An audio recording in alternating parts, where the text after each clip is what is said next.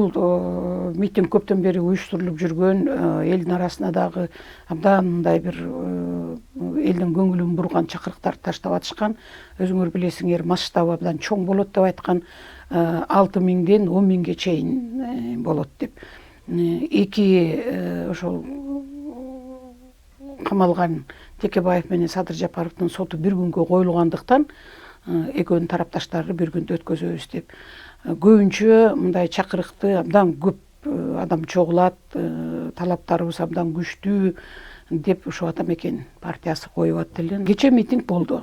Бирок ошол Атамекендер айтып аткандай ошондой масштабтагы эл чогулган жок, аны ачык эле айтыш керек. Мен кече күнкү ошол митингден дагы өзүмчө баам салып, буга чейин деле ошол Текебаевка жан тарткан, Текебаевдин таламын талашкандардын сүйлөгөндөрүнөн, ошолордун ошо Текебаевка карата мындай бир колдоомду көргөзүп коён дегендердин баарын ой пикирлерин чогултуп жүрүп, кече күнкү ошо митингде сүйлөгөндөрдүн баарын чогултуп бир мындай ойго келдим.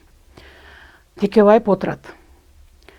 Текебаевдин отурганынан өзүнө аянтча издеп, өзүн бир көргөзүп, өзүнүн бир ичиндеги ич күптүүлөрүн айтып алайын дегендер көп экен. Текебаевдин таламын талашканга караганда. Албетте Текебаевка акыйкатсыз сот болгон. Текебаевди жөн эле камап койду.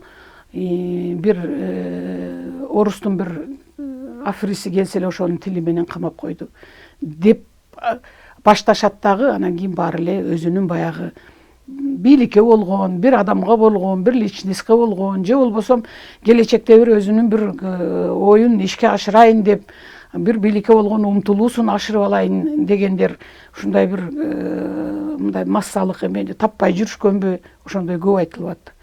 Ошонун ичинен экс-прокурор Аида Салянованын ошол жерге чыгып алып, эмнегедир мурдагыдай мындай чакчалаңдабай, суйкайып туруп алып, саясий куугунтук деди.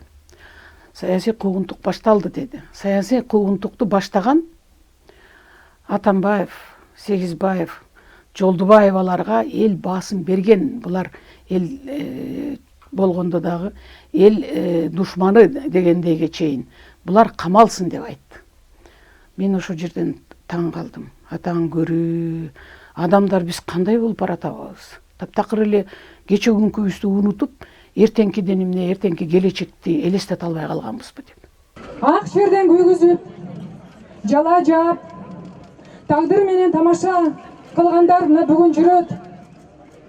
Мейли, сот дагы, укук коргоо органдары да аларды жоопко тартпаса дагы, эл аларга өкүм чыгарып койгон. Элдин ою боюнча алар кылмышкерлер. Ошол эле Атамбаев, Жолдубаева, Сегизбаев. Мен ачык эле айтат элем, ушул саясий куугунтуктун, ушул чалмакейдин башында ошол Салянова турган. Салянова чалган ушуну. Анан айтат, эл дейт, Жолдубаевага, Сегизбаевка эл эбак баасын берип койгон, бул эл чыккынчысы деп дейт. Мен мисалы үчүн ушул убакка чейин элди мен көп аралап жүрөм. Саляновага караганда элдин арасында мен көбүрөөк болом. Менин табиятым да ошондой, мен саясатта көптөн бери жүрөм. Мен уга элекмин ушул убакка чейин Жолдубаева чыккынчы экен, анан Жолдубаева эл душманы деген. А Саляновага берген баасын мен угуп жүрөм. Аны мен ачык эле айтып коеюн, адилеттик үчүн. Анан ошол жерде өзүнүн кече күнкү кылган ишине мындай бир баа берип, мен ушул нерселерди туура эмес кылган экенмин, кандайча ошол убакта мен алдырып койдум, же болбосо бийликтин мындай сүрмө тобуна алдырдымбы, же бир артымда туруп алган бирөөлөрдүн көкүткөн эмесин алдырдымбы, менден деле катачылык кетти эле деп башкачараак сүйлөсө болмок. Анан таң калдым, эми баягы кыргыздын көп эле макалдары бар. Ошонун ичинен ушул кыздын ушундай деп сүйлөгөнүнө. Өзүңөр билесиңер, мунун эмне кылганын. Жогорку кеңештин депутаттарына Азимбек Бекназаровду эсепке албаганда биринчи жолу кол салган, мыйзамсыз ишти баштаган ушул Аида Салянова болгон. Мына билесиң, ошол эле Садыр Жапаровду, Камчыбек Ташиевди, Талант Мамытовду камаган ушул болчу да. Эми ошол жерде Садырдын да тарапташтары турат. Ошонун астында кайра туруп алып, өзүнүн кылган ишине өзү тескери сүйлөп мынакей дейт. Ал биринчи жолу Садырды ушул камаганда. Ошол жерде Садырдын тарапташтары катышкан митингде сөз сүйлөп атат, жалындуу. Нариман Төлөевди кандай кылып алып кетти эле? Мына экс спикер Келдибеков, Акматбек Келдибеков эмне кылды эле? Ой, мен ушуга аябай таң калдым да, ушундай эмне үчүн өзүнө өзү баа бербейт деп. Мына Ахмат Келдибековдун эң акырында соттор илге отуруп, чукулап отуруп, акыры ошол жогорку кеңештин Москвадагы өкүлчүлүгүн ачты деген ошол гана күнөө калган. А эми ошол күнөө деген айланайын 89 депутат биз добуш берсек, анан кийин бир Келдибековду күнөөлүсүң деп кандай кылды эле? Анан ошол жерде айтып атат, адам тагдыры менен ойногондор, адилетсиздикти орноткондор, мыйзамды тебелегендер деп. Ошонун башында ошону өзү баштабады беле? Мына мен бүгүн силердин ушу куттуу студияңардан, ушул телевидениеден мен элге айтат элем. Ошол адам тагдырын менен ойногон, адилетсиздикти орноткон, мыйзамды тебелеген, мыйзамды түшүнбөгөн прокурор ушул Аида Салянова болчу. Анан кече ошол жерге барып алып, эми көптөн бери баягы ичкүптүү болуп, ошо Жолдубаевага карата ошол Сегизбаев менен бир мамилеси бузулуп, Атамбаевдин өзү деле айтпады беле, мен президент тарабынан колдоо болбой калгандан кийин анан мен ген прокурорлуктан кеттим деп. Ошол орунда ошо Атамбаевдин колдоосу болбой калгандан кийин анан бир ошо аянтча издеп жүргөн окшойт. Анан кийин Текебаевди колдоо митингки буга ыңгайлуу шарт түзүп берди окшойт. Ошол жерден башагына карабай бир сүйлөп алды. Буну менен мен эмнени айтмакмын? Темасы Текебаевди колдоо болду. Бирок негизи ошол жердеги митингдин жүрүшү ар кимдин өзүнүн ичкүптүүсү, ар кимдин өзүнүн баягында көкүрөгүндө болгон бир туура эмес, өзүнүн деңгээлине жараша ойлонуп жүргөн сөздөрүн айтуу болду. Сот болуп жатат. Урматтуу соттор, араңыздарда таза адамдар бар. Таза адамдар бар. Өйдө жакты кылчактап карап кереги жок. Өйдө жактан буйрук күтүп кереги жок. Бүгүн силер адилеттүү чечим чыгарсаңар, силерди эч ким куугунтуктабайт. Анткени бүгүнкү чыккан чечимдерден кийин президент Сооронбай Шарипович, Жээнбеков же элди карайт, же жерди карайт. Саясатта калыш үчүн өтө калың беттер керек да, калың беттер. Жука бет болсо көп турбайсың саясатта. Же жумуш жок жүрөсүң, же болбосо эч качан мындан алдына чыкпайсың. Ошон үчүн ол саясатта бет калыңдар калган да. Ошо өзү камагандар эсеш керек эле да. Ага да айтылган сөздөр. Мисалы биз парламентте айтканбыз, Нариман Төлөев депутат эле, аны камап атканда мисалы өзүм да же менин жанымда турган депутаттар айтышкан. Ай, бул кичине чындыкты карасаңар, кайсы күнөө үчүн камап атасыңар деп туруп. Же болбосо байкуш Нариман Төлөев өз туралы бесиңерде барды, осол болду. Ай дейт. Өзүм карындашым болосун, Аида, адилеттүүрөөк бол десе, жок деп туруп камап салып атпайбы? Президент буйругун аткарып. Эми болсо өзү бүгүнкү ыйлактаганы, эми адилетсиз мындай бийлик болуп атат, камалсын алар булар дегенде, мен таң калам да, өзүнүн чечимдериңе эмне баа бербейсиң? Адам өзүн сындаса, бул акылдуу адам, анан кийин ага ишенсе болот. Анткени ар бир адам ката жасайт. Бирок катасын мойнуна алыш да бул чоң эрдик. Мели Нариман Төлөевди айтып кеттик, Акматбек Келдибековди айтып кетели. Экс-спикер. Бул парламент республикада номер 1 лицо. Аны да, парламенттин өкүлчүлүгү Москвада бул мигранттар үчүн ачылды десе камап салып атпайбы?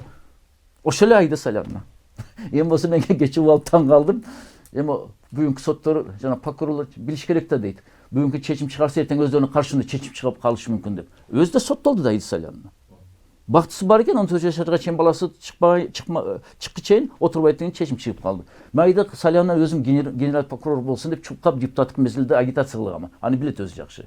Но ошол эле мезгилде мен мисалы кайрылып атканда, ал же тигил бул боюнча күнөөсүз десем, жок деп туруп алчу эле. Күнөөсү жок дедим, көбүн камап, бүгүнкү Кудайга шүкүр чыгып атат баары эле.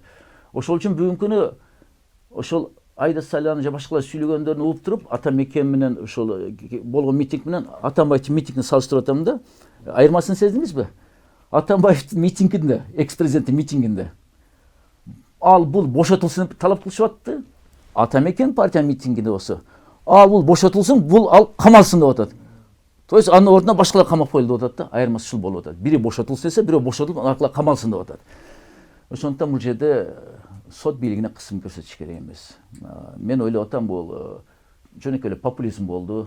Биринчи лидердин алдында актануу, экинчиден болсо эми шайлоо келип атат.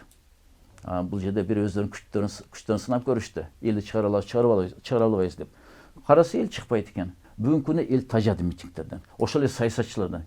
Biz kolda geldik Japarov'ta. Söz vermeysin, gelip alıp geliyor otasın. Ben bunlar Cumhur Kılıç'tan mitingden çıkıp sürüleştireyim. Cumhur Kılıç'tan bir burası var. Karıpayım söylüyorsun ama. Karıpayım söylüyorsun. Ben Sadır Japarov'tu koldap gelem. Antkeni al uluttuk mesele olgun, kumtörдү көтөрүп келатат. Men uluttuk mesele olgun için geldim bu жергече. Men Tekevaev'ti koldogonu gelgen жокмун, ачык эле айтып коеюн.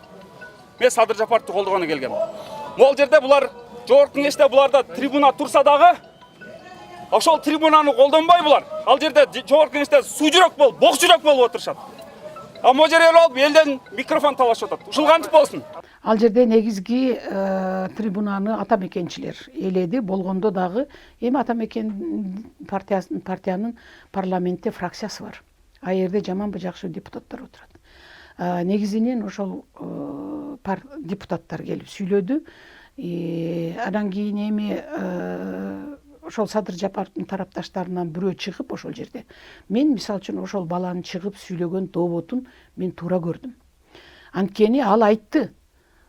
Биз дейт, бизге ушул гана жер трибуна дейт. Биз кимдин Садыр Жапаровдун тарапташтары оюбузду, эмебизди ушул жерден айтып алайлы деп айтып атабыз. Садыр Жапаровдун кандайча болуп камалганын, Садыр Жапаровдун иши азыр мисалы үчүн наразычылык жок. Садыр Жапаровго күнөө койгон жанагы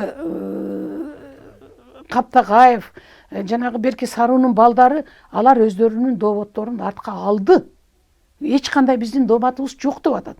Өзүңөр билесиңер, кылмыш ишинин негизинде, составында мындай домат болбосо, ал өзүнүн өзү күнөө коюлбайт да. Аны баары эле билет. Азыр баары айтып атышат.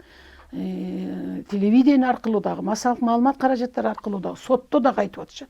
Ошону биз айтып ушул жерге азыр күнөөсүз отурат деп, чындыгында Садыр Жапаров күнөөсүз отурат деп, ошону айтып алайлы десек, бизге трибуна бербейсиңер деп тиги баланын айтканын мен туура көрдүм.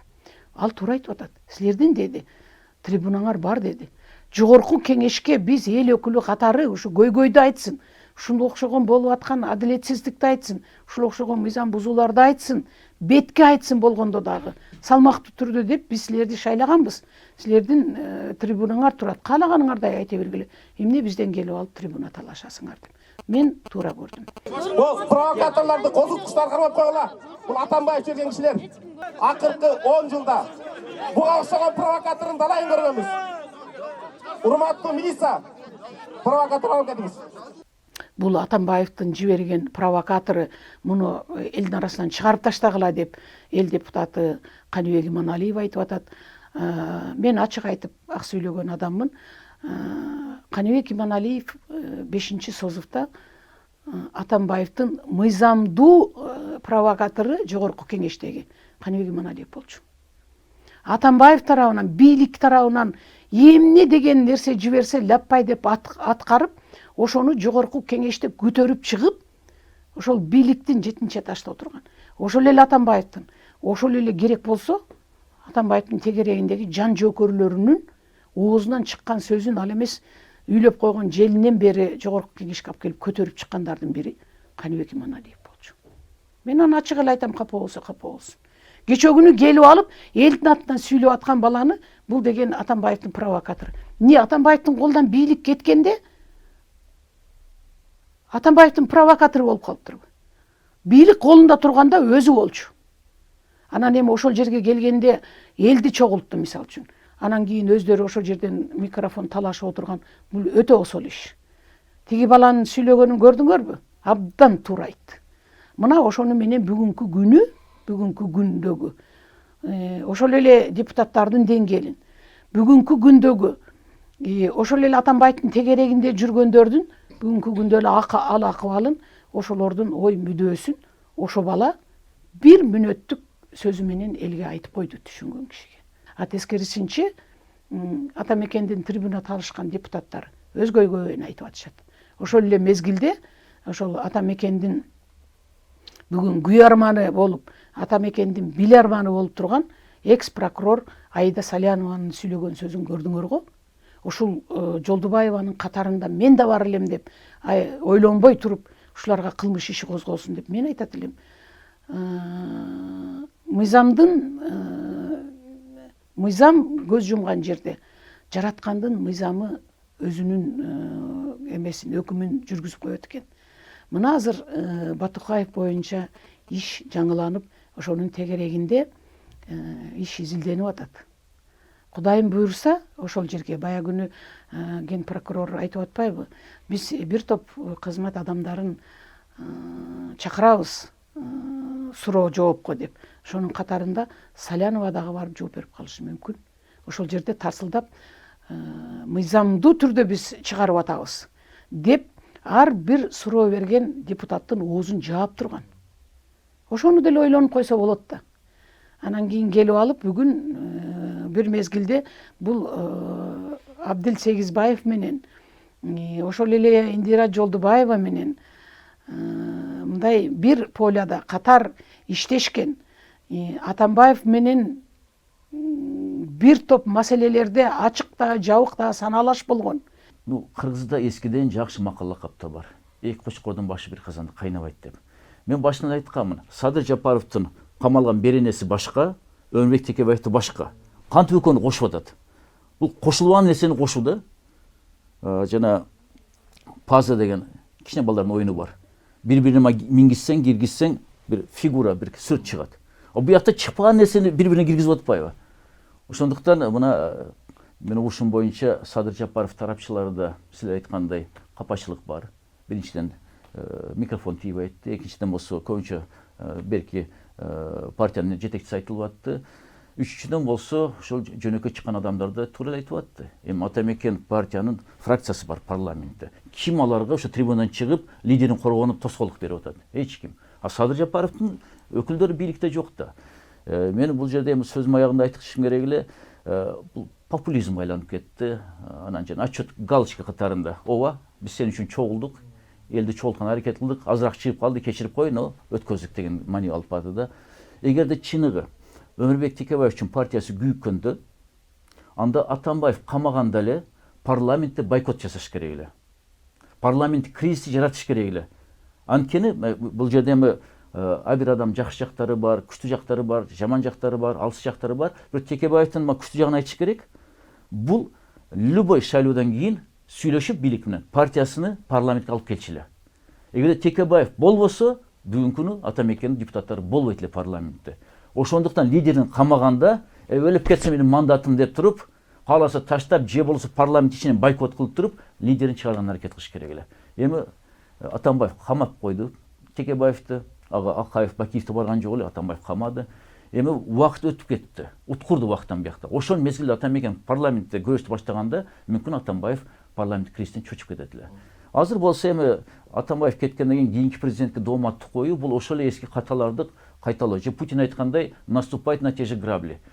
Кайра эле президентти сот системасына кийлигиштирип атат да, сен буйрук бер, бошотсун дейт да. Эми эң акылдуу бул жерде азыр чечим эмне болуш керек? Азыркы президенттен сен кийлигишпе, сен жаңы президентсиң, конституцияны сакта, сот өзү бир адилет чечимге келсин десе, ошондо адилет чечим кабыл алынат эле. Сотко эч ким кысымдык кылбаса, сот мыйзам негизинде чечим кабыл алат.